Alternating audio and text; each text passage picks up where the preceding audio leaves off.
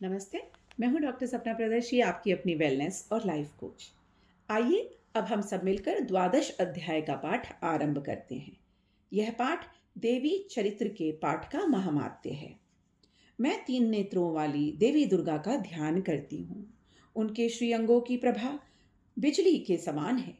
वे सिंह के कंधे पर बैठी हुई भयंकर प्रतीत होती हैं। हाथों में तलवार और ढाल लिए अनेक कन्याएं उनकी सेवा में खड़ी हुई हैं। वे अपने हाथ में चक्र, गदा, तलवार, ढाल, बाण, धनुष, पाश और तर्जनी मुद्रा धारण किए हुए हैं।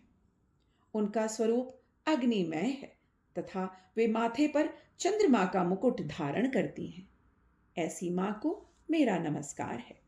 देवी बोली, देवताओं, जो एकाग्रचित होकर प्रतिदिन इस स्तुति से मेरा स्तवन करेगा, उसकी सारी बाधाएं मैं निश्चय ही दूर कर दूंगी। जो मधुकैटभ का नाश, महिषासुर का वध तथा शुंभ निशुंभ के संहार के प्रसंग का पाठ करेंगे तथा अष्टमी, चतुर्दशी और नवमी को जो भी एकाग्रचित होकर भक्ति पूर्वक मेरे उत्तम महामात्य का श्रवण करेंगे, उन्हें कोई पाप नहीं छू सकता। उन पर पाप जनित आपत्तियां कभी नहीं आएंगी। उनके घर में कभी दरिद्रता नहीं होगी। उनको कभी प्रेमी जनों का विजोह का कष्ट भी नहीं भोगना पड़ेगा। इतना ही नहीं, उन्हें शत्रु से, लुटेरों से, राजा से, शस्त्र से, अग्नि से तथा जल की राशि से भी कभी भय नहीं होगा। इसलिए सबको एकाग्रचित होकर भक्तिपूर्वक मेरे इस महामात्य सदा पढ़ना चाहिए और सुनना चाहिए। इसके सुनने मात्र से ही उनके सभी पापों का नष्ट हो जाएगा और सुख संपत्ति की प्राप्ति होगी। यह परम कल्याण कारक है। मेरा महामात्य महामारी जनित समस्त उपद्रवों तथा आध्यात्मिक आदि तीनों प्रकार के उत्पातों को नष्ट करने वाला है। मेरे जिस मंदिर में प्रतिदिन विधि पूर्वक मेरे इस महामात्य का पाठ किया जाता है, उस स्थान को मैं कभी नहीं छोड़ती हूँ। वहां मैं सदा ही मेरा सन्निधान बनाए रखती हूँ। बलिदान, पूजा, होम और महोत्सव के अवसरों पर मेरे इस चरित्र का पूरा पाठ और श्रवण करना चाहिए। ऐसा करने पर मनुष्य विधि को जानकर या बिना जाने भी मेरे लिए जो बलि, पूजा या होम आदि करेगा, मैं उसे बड़ी प्रसन्नता के साथ ग्रहण करूंगी। शरतकाल में जो वार्षिक महापूजा की जाती है, उस अवसर पर जो मेरे इस महामात्य को भक्ति पूर्वक सुनेगा, पढ़ेगा, वह मनुष्य मेरे प्रसाद से सब बाधाओं से मुक्ति पाएगा तथा धन, धान्य एवं पुत्र से संपन्न होगा। इसमें तनिक भी संदेह नहीं है। देवी बोली, मेरे इस महामात्य, मेरे प्रादुर्भाव की सुंदर कथाएं तथा युद्ध में किए हुए मेरे पराक्रम सुनने मात्र से मनुष्य निर्भय हो जाता है। सुख शांति की प्राप्ति होती है, मोक्ष की प्राप्ति होती है। मेरे महामात्य का श्रवण करने मात्र से पुरुषों के शत्रु नष्ट हो जाते हैं, उन्हें कल्याण की प्राप्ति होती है और उनका कुल आनंदित रहता है। सर्वत्र शांति, कर्म में बुरे स्वप्न दिखाई देने पर तथा ग्रह जनित भयंकर पीड़ा उपस्थित होने पर मेरा महामात्य श्रवण करना चाहिए। इसके सुनने मात्र से सब संकट दूर हो जाएंगे। इससे सब विघ्न तथा भयंकर ग्रह पीड़ाएं शांत हो जाएंगी और मनुष्य द्वारा देखा हुआ दुस्वप्न भी स्वस्वप्न में परिवर्तित हो जाएगा।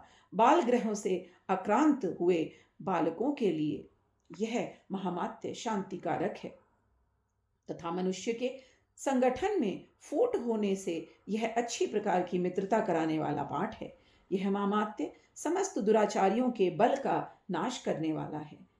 इसके पाठ मात्र से राक्षसों, भूतों, पिशाचों का नाश हो जाता है। मेरा यह देवी महामात्य मेरे समीपीय की प्रीति करने वाला है।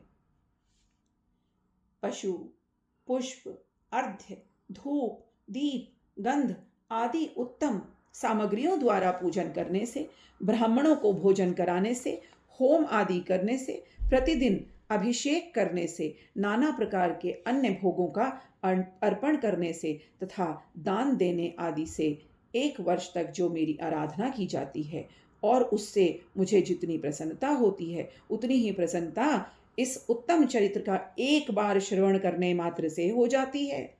यह देवी महामात्य श्रवण करने पर पापों को हर लेता है और आरोग्यता का प्रदान करता है, सभी कष्टों को दूर करता है, सभी बीमारियों को हटाता है, मेरे प्रादुर्भाव का कीर्तन समस्त भूतों से रक्षा करता है तथा मेरा युद्ध विषयक चरित्र दुष्ट दैत्यों का संहार करने वाला है।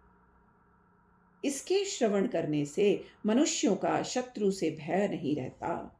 देवताओं, तुमने ब्रह्म ऋषियों ने जो मेरी स्तुति की है तथा ब्रह्मा जी ने जो स्तुतियां की हैं, वे सभी कल्याणमयी बुद्धि प्रदान करती हैं। वन में सूने मार्ग में अथवा दानव दल पर घिर जाने पर, निर्जन स्थान में लुटेरों के दाव में पड़ जाने पर या शत्रुओं से पकड़े जाने पर अथवा जंगल में सिंह, व्याघ्र या जंगली हाथियों का पीछा करने पर इस पाठ को करने से मुक्ति प्राप्त होती है।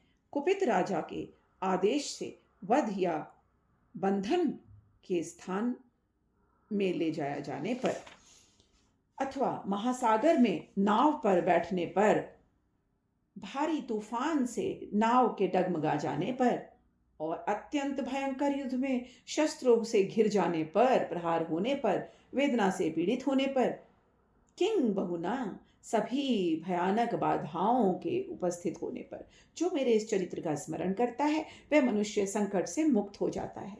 मेरे प्रभाव से सिंह आदि हिंसक जंतु नष्ट हो जाते हैं तथा लुटेरे और शत्रु भी मेरे चरित्र का स्मरण करने पर पुरुष से दूर भागते हैं, ऐसे पुरुष से दूर भागते हैं। ऋषि कहते हैं, यूं कहकर प्रचंड पराक्रमी भगवती चंडिका देवी सब देवताओं के देखते देखते वहां से अंतर्ध्यान हो गई। फिर समस्त देवता भी शत्रुओं के मारे जाने से निर्भय होकर पहले की भांति यज्ञ आदि उपभोग करते हुए अपने अपने अधिकारक का पालन करने लगे और अपने अपने स्थान पर रहने लगे। संसार का विध्वंस करने वाले भयंकर अतुल पराक्रमी देव शत्रु शुंभ तथा महाबली निशुंभ के युद्ध में देवी द्वारा मारे जाने पर शेष दैत्य पाताल लोक में चले गए। राजन, इस प्रकार भगवती अंबिका देवी नित्य होती हुई भी पुनः पुनः प्रकट होती हैं और जगत की रक्षा करती हैं। वे ही इस विश्व को मोहित करती हैं, वे ही जगत को जन्म देती हैं और वे ही प्रार्थना करने पर संतुष्ट होकर विज्ञान एवं संपूर्ण समृद्धि प्रदान करती हैं। राजन, महाप्रलय के समय महामारी का स्वरूप धारण करने वाली वे महाकाली ही इस समस्त ब्रह्मांड में व्याप्त होती हैं। वे ही समय समय पर महामारी होती हैं और वे ही स्वयं अजन्मा होते हुए भी षष्ठी के रूप में प्रकट होती हैं। वे सनातनी देवी ही समयासुर संपूर्ण भूतों की रक्षा करती हैं। मनुष्य के आदुर्भाव के समय भी वे ही घरों में लक्ष्मी रूप में स्थित होती है और लक्ष्मी प्रदान करती रहती हैं। वे ही अभाव के समय दरिद्रता बनकर विनाश का कारण बन जाती हैं।